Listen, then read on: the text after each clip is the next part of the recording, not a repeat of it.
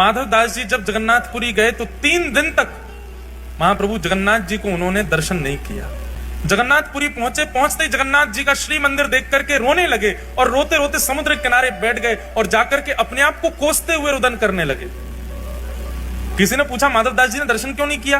बोले माधवदास जी अपने मन में विचार करने में 21 वर्ष का हो गया, अपने 21 वर्ष मैंने विषय भोग में व्यतीत कर दिए, जगन्नाथ जी की शरण में पहले क्यों नहीं आया? इस उदासी से बैठे जगन्नाथ वहां समुद्र के तट पर जाके और अपने आप को दंड दे रहे हैं, ना कुछ पा रहे हैं, ना कुछ पी रहे हैं, ना कुछ पा रहे हैं, बस एक निष्ठ होकर रुदन करते जा रहे हैं और बार बार स्वयं को कोस रहे हैं, मैंने 21 वर्ष निकाल दिए।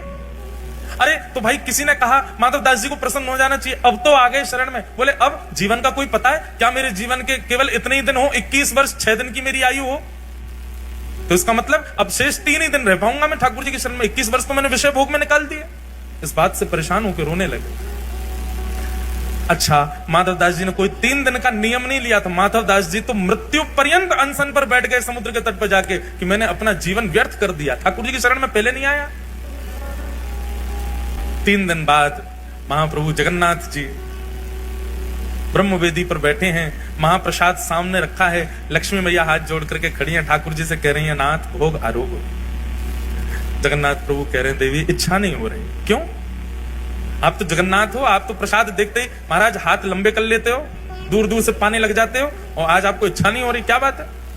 महाप्रभु जी कहते हैं एक मेरा भक्त सब छोड़ के आ गया, सब त्याग करके आया, त्याग करके मेरे शरण में आया है, लेकिन इस बात की ग्लानि में बैठा है कि इतने वर्ष मैंने क्यों संसार में विषय भोग भोगे। और वो भूखा प्यासा 3 दिन से पुरी में समुद्र के तट पर बैठा है। मुझे उसकी याद आ रही है, मुझे भूख नहीं लग रही है, तुम कुछ करो, उसके पास प्रसाद भिजवाओ, वो पाएगा तब मैं प्रसन्न होऊंगा। लक्ष्मी जी ने स्वर्ण के थाल में महाप्रसाद को सन्मुख का थाल जिसमें महाप्रभु जगन्नाथ भोग लगाते हैं, वही थाल जगन्नाथ जी के अधुरामृत से युक्त थाल एक बालक का रूप धारण करके माधवदास जी के पास ले जाया गया और माधवदास जी के पास रख करके कहा, बोले कि आप ही माधवदास हैं? स्वर सुनकर के बोले हाँ जी मैं ही हूं। बोले श्री ठाकुर जी ने आपके लिए प्रसाद भेजा है मंदिर से, पा लीजिए। माधवदास जी तो महाराज प्रसाद देखने में व्यस्त हो गए, बालक अंतर ध्यान हो गया, प्रसाद देख करके इतने प्रसन्न हो गए, बोले ठाकुर जी ने प्रसाद भेजा, तुरंत प्रसाद पा लिया। प्रातःकाल होते ही मंदिर में थाल नहीं मिला, सब जगह हाहाकार मच गई, पुजारियों पर प्रश्न चिन्ह उठाने लगे। गजपति महाराज ने पुजारियों को खड़ा किया, थाल कहां गया ठाकुर जी का? सब बोले हमने तो भीतर ही पधराया, पता नहीं कहां गया। ठाकुर जी ने गजपति राजा को स्वप्न आदेश दिया, बोले चिंता नहीं करो, समुद्र के तट पर माधवदास नाम के भक्त हैं, उनके पास ही वो थाल मैंने ही भिजवाया था, क्योंकि वो 3 दिन से अनशन पर बैठे थे। ये खबर सुनते ही सब पुजारियों सहित गजपति राजा गए और समुद्र तट पर देखा माधवदास जी बैठे प्रसन्न मुद्रा में, स्वर्ण का थाल रखा है, प्रसाद पा चुके हैं। सबने जाके दंडवत किया और कहा महाराज आप दर्शन के लिए चलो।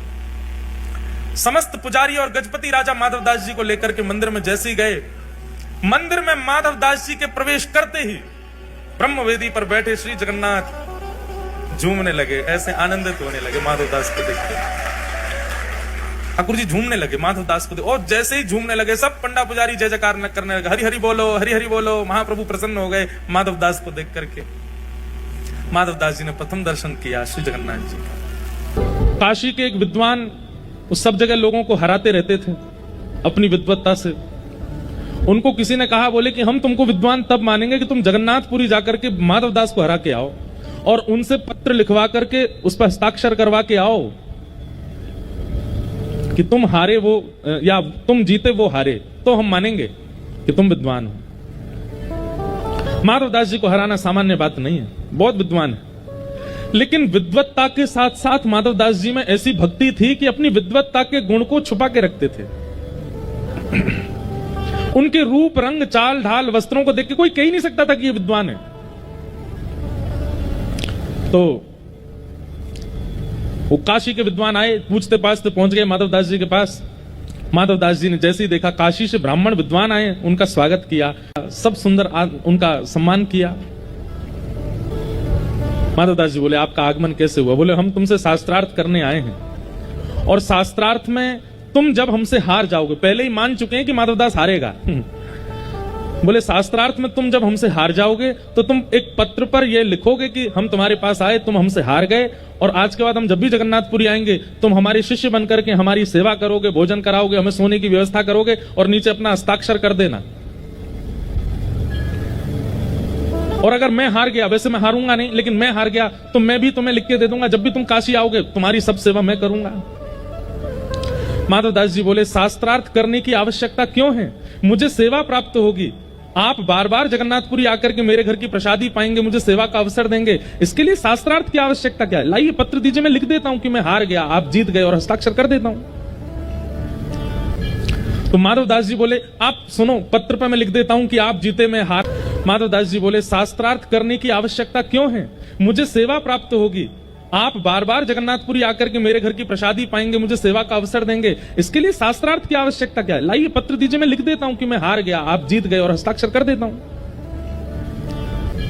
तो माधवदास जी बोले आप सुनो, पत्र पर मैं लिख देता हूं कि आप जीते मैं हारा, आज के बाद आपका मैं चेला हूं, आपकी भोजन की व्यवस्था, रहने सहने खाने की सब व्यवस्था मैं करूंगा, नीचे हस्ताक्षर कर देता हूं। ओ नहीं नहीं नहीं नहीं, शास्त्रार्थ करना पड़ेगा। माधवदास जी बोले शास्त्रार्थ नहीं, आप ले जाओ, आप जीते मैं हारा। क्योंकि माधवदास जानते थे कि ये मुझसे जीत नहीं पाएंगे, लेकिन इनको निराश करके थोड़ी भेजना मुझे। लिख दिया कि आप जीते मैं हारा, और नीचे हस्ताक्षर कर दिए माधवदास आपका दास। ब्राह्मण देवता रात में सोए, प्रसाद पाया, निकल गए काशी के लिए। काशी में विद्वानों को इकट्ठा किया, हाँ भाई देखो तुम लोगों ने चुनौती दी थी माधवदास को, देखो मैं लिखवा करके लाया हूं, हरा दिया मैंने उसको। एक उनमें से श्रेष्ठ था, बोले दिखाओ पत्र दिखाओ। माधवदास को हराना सामान्य बात नहीं, बहुत विद्वान है वो बात अलग है, उसकी चाल ढाल रूप रहनी से पता नहीं चलता कि वो विद्वान है, क्योंकि उसके अंदर भक्ति का स्वरूप ज्यादा है। अरे लीजिए पढ़िए पत्र, उसने खुद लिखा है। पत्र खोल करके सभा के मध्य पढ़ना शुरू किया। अमुक तिथि पर काशी के अमुक नाम के ब्राह्मण मेरे पास जगन्नाथपुरी आए थे, हम दोनों के बीच शास्त्रार्थ हुआ, और शास्त्रार्थ में काशी से आए ब्राह्मण की भयंकर हार हुई, माधवदास जीत गए। पत्र में उल्टा लिखा था। वो ब्राह्मण जो था खड़ा हो गया, ये क्या पढ़ रहे हो? ये नहीं लिखा उसने लिखा है कि वो हारा मैं जीता। बोले देखो तुम खुद पढ़ो क्या लिखा है। उसने पढ़ा माधवदास जीते और इनकी घनघोर हार हुई। बोले उसने तो मेरे सामने लिखा था, मैंने एक एक शब्द अपनी आंखों से देखा था, उसने लिखा था कि वो हारा है, मैं जीता हूं। लिखा था मतलब तुम दोनों के भी शास्त्रार्थ नहीं हुआ था क्या? नहीं नहीं, देखिए मैं बताना चाहता हूं, मैं कहा तो था कि शास्त्रार्थ को, उसी ने मना कर दिया था कि बिना शास्त्रार्थ के मैं हार स्वीकार करता हूं। सब ब्राह्मणों में हंसी हो गई, बोले कि भैया तुम हार के आए हो, स्पष्ट लिखा है। वो ब्राह्मण दोबारा दौड़े जगन्नाथपुरी के लिए, माधवदास के पास पहुंचे। ए माधवदास तुझे देख लूंगा मैं, क्या लिखा था इन्हें पत्र में? पत्र माधवदास जी ने बोले लिखी तो मेरी है और लेखनी भी मेरी है, शब्द भी मेरे जैसे ही हैं, पर मेरे नहीं है, ये मैंने नहीं लिखा, मैंने तो हार लिखी थी अपनी, इसमें कैसे जीत गया मैं? ब्राह्मण बोले अब ऐसा नहीं होगा, अब दूसरी क्रिया होगी। क्या? तुमको शास्त्रार्थ करना ही पड़ेगा, और शास्त्रार्थ में जो जीतेगा वो हारने वाले के मुख पर कालीद पोत करके, उसको गधे पर बैठा करके, चप्पलों की माला पहना करके पूरे नगर में घुमाएगा, और हारने वाला चिल्ला चिल्ला करके बोलेगा कि मैं उनसे हारा, मैं अमुक से हारा, सबको पता चलना चाहिए कि तुम हारे मैं जीता। ब्राह्मण बोले अब ऐसा नहीं होगा, अब दूसरी क्रिया होगी। क्या?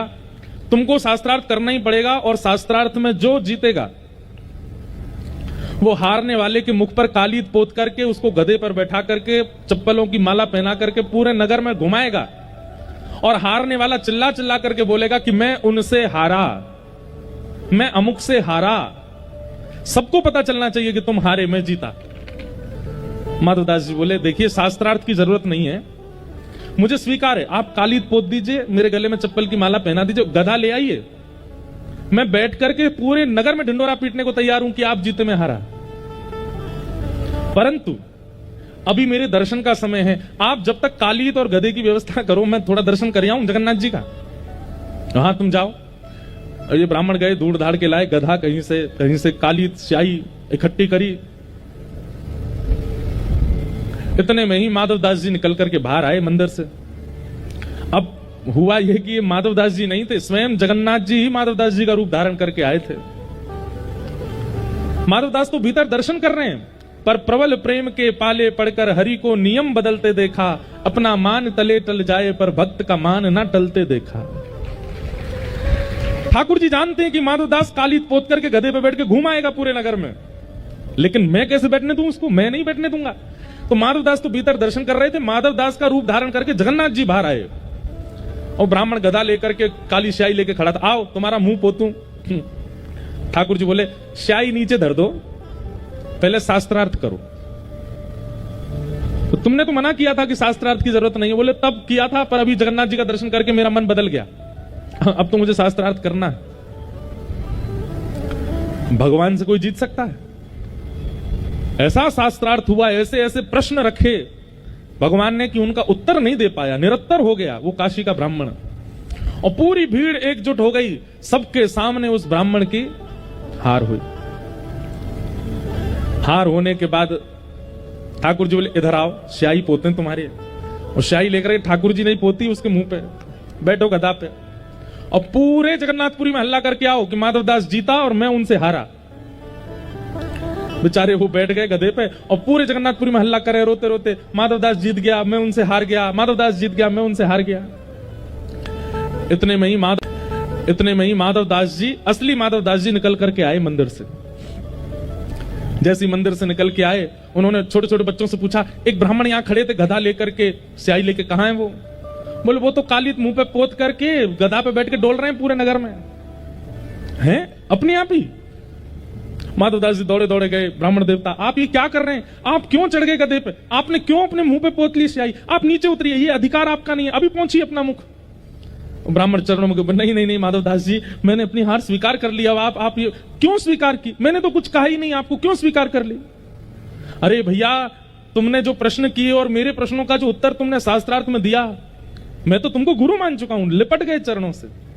माधवदास बोले शास्त्रार्थ हुआ कब? समझ गए। दौड़ करके माधवदास जगन्नाथ जी के पास गए और जाके ठाकुर जी से लड़ने लगे, नाथ ये आपने क्या किया? बेचारे एक ब्राह्मण आए थे, केवल उनको जीत की भूख थी, वो केवल अपने जीवन में एक चीज कमाना चाहते हैं कि उनसे सब हार गए, मैं देने को तैयार था अपनी हार, आपने क्यों नहीं देने दिया? महाप्रभु जगन्नाथ जी बोल पड़े, बोले दुनिया का कोई और व्यक्ति देता तो मुझे कोई असर नहीं पड़ता, पर मेरा भक्त क्यों किसी से हारे, और मेरे रहते हुए कैसे हार सकता है? मैं ये नहीं देखूंगा। अरे तुम सामान्य ब्राह्मण होते, विद्वान होते, अपनी हार स्वीकार कर लेते, मुझे प्रसन्नता होती, लेकिन भक्त तो मेरा है, मैं कैसे उसे हारता देख सकता हूं?